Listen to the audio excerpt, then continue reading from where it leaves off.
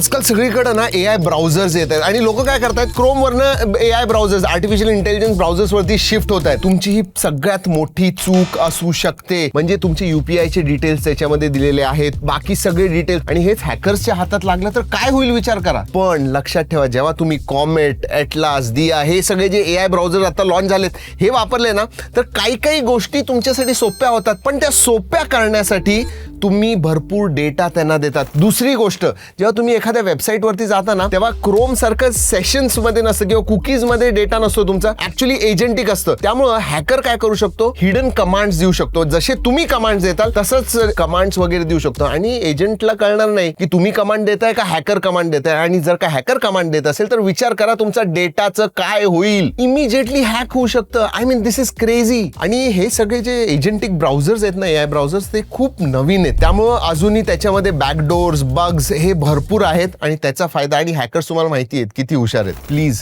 Stop दिस. आत्ता वापरू नका, जरा वेळ थांबा. जर का तुम्हाला AI वापरायचे ते ओपन AI किंवा परप्लेक्सिटीच्या साईटवरती जाऊन आणि तिथं वापरा. अगदी ब्राउझर तुमच्या मशीनवरती डाउनलोड करून वापरू नका आत्ता तरी.